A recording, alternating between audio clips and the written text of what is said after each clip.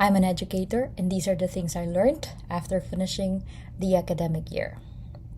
Another academic year has ended, and I expected relief to feel clear and immediate, but instead it arrived quietly, not as an ending, but as a slow noticing of everything that had been carried for too long.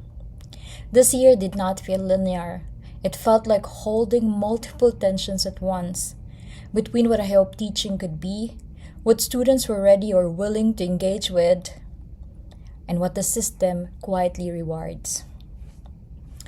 I learned that teaching critical thinking is also unlearning resistance. One of the most difficult parts of this year was trying to move students beyond formulas, beyond templates, beyond predictable structures that feel safe.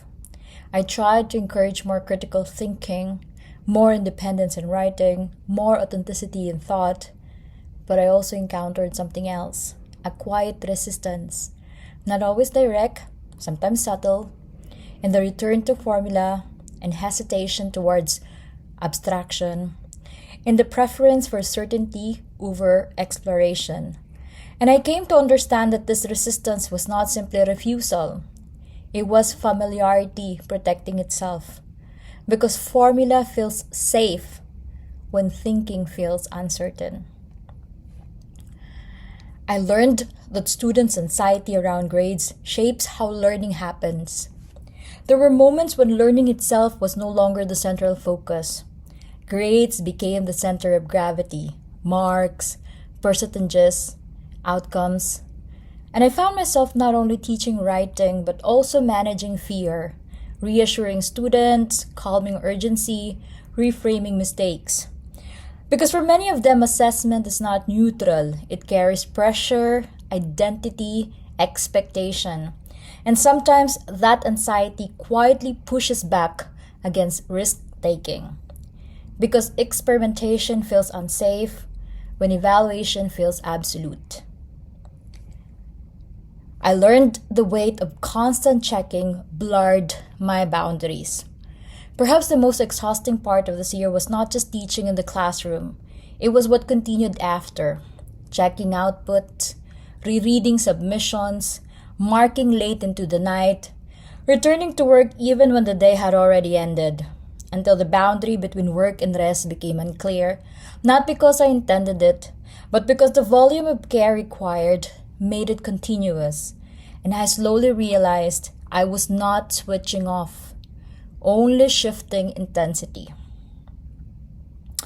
It took time to recognize how much of this accumulated, the subtle resistance in learning spaces, the emotional weight of grades, the quiet extension of work into personal time. None of this were dramatic alone, but together they shaped the year. So next year, I do not want to simply repeat the same cycle more efficiently. I want to adjust it deliberately and sustainably. 3 things I will do differently next year. Number 1, I will design more intentional and tightly structured pathways for critical thinking. Instead of relying on openness alone, I will build clear cognitive scaffolds that guide students step by step into analysis and reasoning. This way, even when there is emotional pushback or resistance, the structure itself will hold them steady and allow them to return to cognitive grounding rather than retreating into formulas or avoidance. The structure becomes a container for both thought and emotion. Number 2, I will separate emotional response from academic structure more clearly. Students' anxiety around grades and performance will be acknowledged for sure, but it will not reshape the learning design itself. Emotional responses will be met with clarity and reassurance, while the academic framework remains stable, consistent, and not dependent on fluctuating emotional states. Number 3, I will protect my time and cognitive boundaries around assessment. Marking and feedback will be more intentionally bounded so that care does not become endless extension.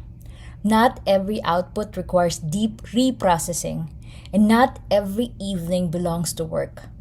These will allow teaching to remain sustainable rather than totalizing. This year taught me that teaching is not only about delivery, it is about holding complexity, holding resistance, holding anxiety, holding care. And I am learning that I do not need to disappear into that holding in order to do it well. Because teaching is not only about shaping thinking, it is also about learning how to stay present within it without losing ourselves and the effort of shaping it.